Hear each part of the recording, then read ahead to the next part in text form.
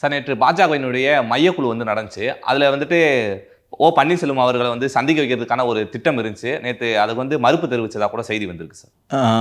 அதில் எந்த அளவுக்கு உண்மை என்பது தெரியவில்லை.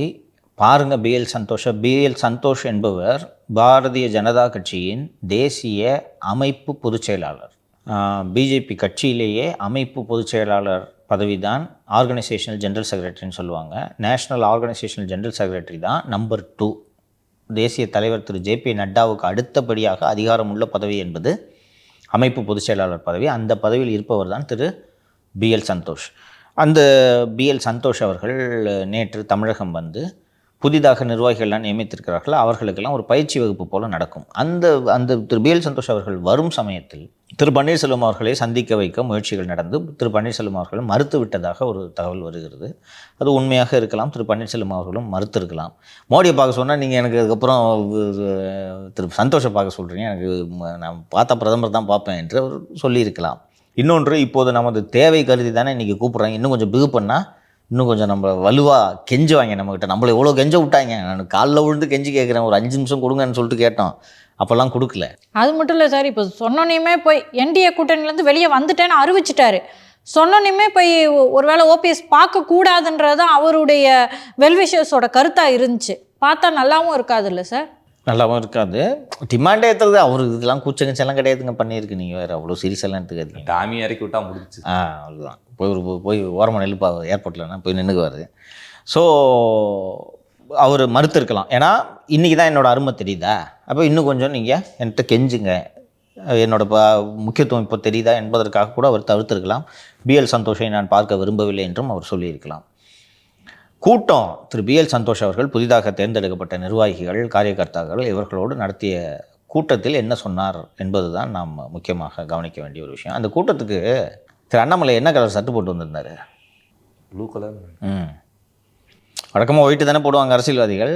அதில் வந்து கிட்டத்தட்ட வித்தியாசமாக தெரியணும் அப்படின்றதுக்காக திரு அண்ணாமலை அவர்கள் ஒரு டார்க் ப்ளூ கலரில் ஒரு ஷர்ட்டு போட்டுட்டு கமலாலயத்துக்கு வந்து கூட்டத்தில் அட்டன் பண்ணார். ரொம்ப முக்கியமாக அந்த கூட்டத்தில் திரு சந்தோஷ் அவர்கள் சொன்ன செய்தி அண்ணாமலைக்கான செய்தி. எல்லாம் நல்லா வேலை பாருங்கள், எலெக்ஷனில் ஜெயிக்கிறதுக்கு வேலை பார்க்கணும் என்று சொல்லிவிட்டு நம்முடைய குரலில் அதிமுக பேச வேண்டும் என்று எதிர்பார்க்காதீர்கள். அதிமுக அது ஒரு தனி கட்சி, நாம் ஒரு தனி கட்சி, கூட்டணி தான் வச்சுருக்கோம். அதுக்காக நாம் நினைக்கிறத ஏடிஎம்கே பேசணுன்ட்டு நீங்கள் எதிர்பார்க்காதீங்க. அவங்க கொள்கை பேசணும், நாம் கொள்கை பேசுவோம். கூட்டணியில் குழப்பம் ஏற்படுத்தும் அளவுக்கு, கூட்டணியில் சலசலப்பு ஏற்படும் அளவுக்கு பிஜேபியிலிருந்து யாரும் பேசினால் தலைமையை அதை வேடிக்கை பார்த்து கொண்டு இருக்காது. கடுமையான நடவடிக்கை எடுக்கப்படும்.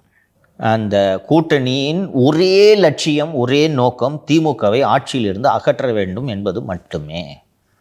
அந்த லட்சியத்தை நோக்கி நீங்கள் பயணிக்கணும். கூட்டணியில் எத்தனை சீட்டுன்றதெல்லாம் நாங்கள் தலைமையில் பேசி முடிவு செய்து கொள்வோம். இங்கே இருந்துக்கிட்டு இத்தனை சீட்டு அத்தனை சீட்டுன்ற பேச்சும் நீங்கள் பேசக்கூடாது. கூட்டணி அமைச்சரவையா தனி ஆட்சியா இதையெல்லாம் கூட நீங்கள் பேச வேண்டிய அவசியம் இல்லை.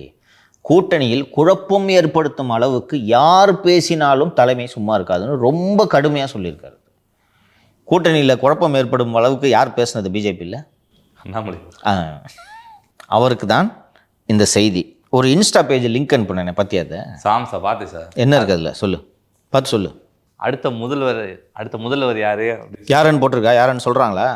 அனைவரும் விரும்பும் தலைவர் யார் இவர்? யார் இவர்? அடுத்து அதே தான் சார் மறுபடியும் போட்டிருக்கு. கீழே அனைவரும் விரும்பும் தலைவர் யார் இவர்? கதாநாயகனின் கதையை அறிய ஃபாலோ பண்ணுங்க. அடுத்து அனைவரும் விரும்பும் தலைவர் யார் இவர்? என்ன சார் யார் இவர்னு போட்டுருக்கு. யார் தான் சார் இவர்? அந்த சில்லவுட்டை பார்த்தா தெரியலையா? தெரியலையே சார். ஒன்று லைட்டாக அண்ணாமலை அவர்கள் மாதிரி தெரியுதுன்னு நினைக்கிறேன். லைட்டாலாம் இல்லை, வெயிட்டாகவே அண்ணாமலை தான். அது விரைவில் அண்ணாமலை புதிய கட்சி தொடங்க இருக்கிறார். அதுக்கு தான் அந்த கருப்பு சட்டையெல்லாம் போட்டுக்கிட்டு பிஎல் சந்தோஷத்துக்கு கெத்து காட்டினது, கூட்டணியை உடச்சி விட்ற வேலை பார்க்குறது, இதெல்லாம் இதுக்கு தான். இந்த பேஜை ஃபாலோ பண்ணுறவங்கலாம் பார்த்தீங்கன்னா அண்ணாமலையின் தீவிர ஆதரவாளராக அறியப்படக்கூடிய ஒரு பத்திரிகையாளர் முதலில் போய் இந்த பேஜை ஃபாலோ பண்ணுறார். இது இன்னும் பப்ளிக்காக எல்லாருக்கும் பல பேருக்கு தெரியாது. ஓகேவா? இந்த ஃபாலோ பண்ணக்கூடிய இந்த பத்திரிகையாளருக்கு சோஷியல் மீடியானா என்னன்னே தெரியாது. கொஞ்சம் வயதானவர். அவர் போய் கரெக்டாக எப்படி இதை ஃபாலோ பண்ணுறாரு? ஸோ விரைவில் அக்டோபர் அல்லது நவம்பரில் திரு அண்ணாமலை அவர்கள் தனி கட்சி தொடங்க இருக்கிறார். எதற்காக அண்ணாமலை தனி கட்சி தொடங்குகிறார் சொல்லுங்கள், நீ எவ்வளோ அரசியல் புரிஞ்சிருக்கன்றதை கண்டுபிடிக்கலாம். அவருக்குன்னு தனியாக எதுவுமே இல்லை இல்லை இதெல்லாம் இப்படி பேசிட்டு இருக்காருல்ல, அதிமுக வந்து ஏதாவது பேசினா உடனே பாஜகல நெருக்கடி வருது, ஒருவேளை வெளியே போங்க அப்படின்னு அனுப்பிச்சிட்டாலோ இல்லை இவரே வெளியே போகலான்னு முடிவு பண்ணாலோ அடுத்ததான் அவருக்கு ஒரு ஒர்க்குன்னு ஒன்று வேணும்ல. சரி, ஒர்க்குன்னு வேணும், ஜெயிக்க முடியுமா அவரால்? ஓட்டை பிரிக்கலாம்ல. எதுக்கு பிரிக்கணும் ஓட்டை? திமுக வெற்றி பெறணும். அவ்வளோதான். இப்போது மற்ற பகுதிகளை விட்டுவிடுங்கள், அது கூட்டணி உள்ளிட்ட பல்வேறு விஷயங்களின் அடிப்படையில் முடிவு செய்யப்படும். கொங்கு பகுதியில் அதிமுக திமுக பாஜக கூட்டணி வலுவாக இருக்கிறதா இல்லையா? அங்கே அவங்கள அசைக்க முடியுமா? திமுகவால் வேறு கட்சியால் அசைக்க முடியுமா?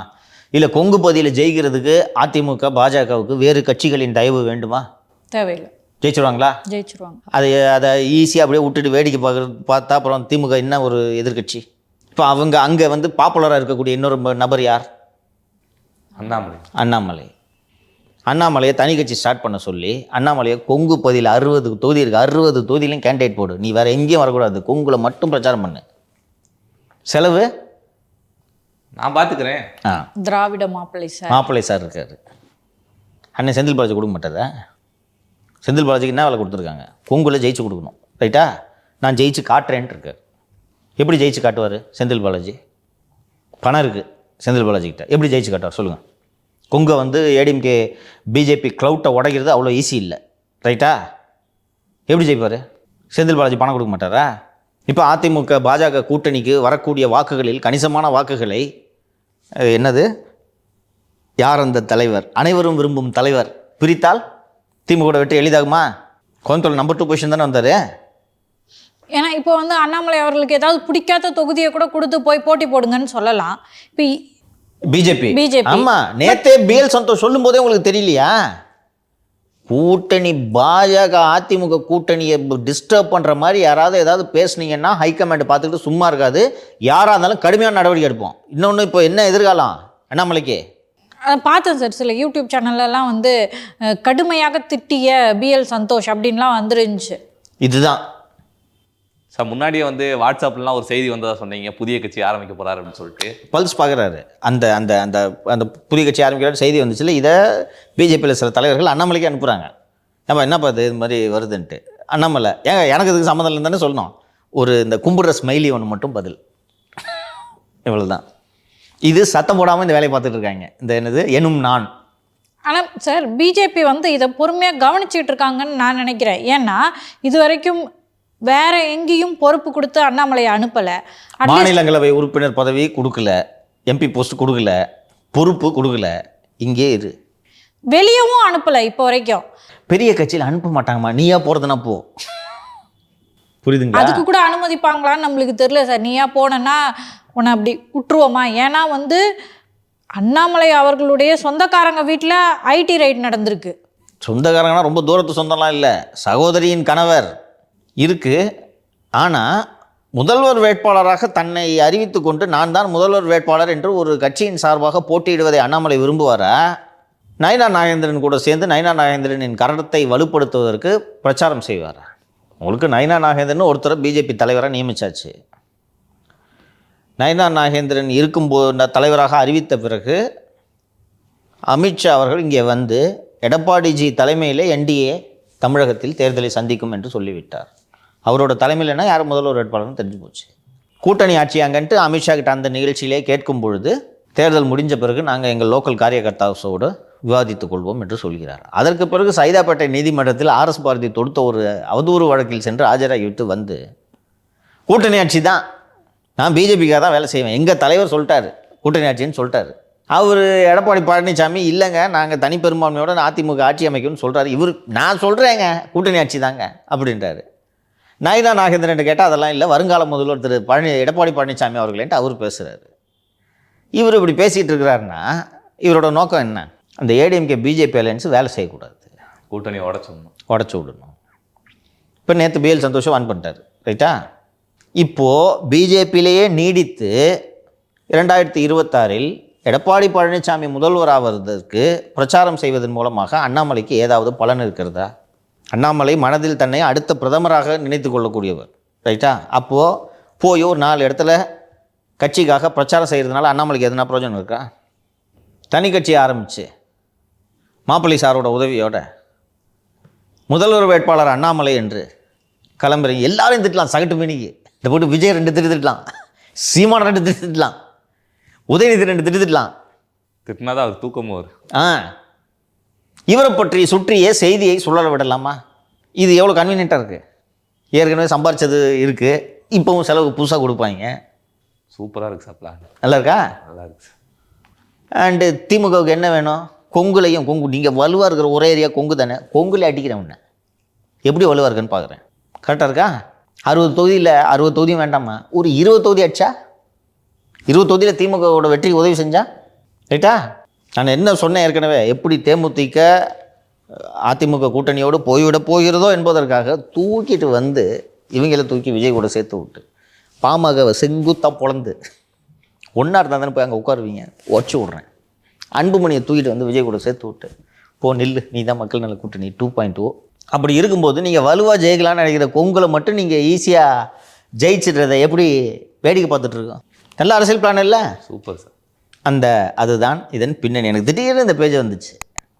யாருக்கும் பெரிய அளவில் வெளியில் யாருக்குமே தெரியல. ரொம்ப பாப்புலரான பேஜ் கிடையாது. லிங்க் அனுப்பிச்சு யார் யார் ஃபாலோ பண்ணுறான்னு பாருன்னு சொன்னேன். ஓஹோ சார், நேற்று நடந்த அதே கூட்டத்தில் வந்துட்டு தேமுதிகவையும் பாமகவையும் வந்து அதிமுக கூட்டணியில் இணைக்கணும்னு பேசியிருக்காங்க. அது போன்ற எந்த விவாதமும் அங்கே நடைபெறவில்லை. அது செய்தி பேஸ்லெஸ்.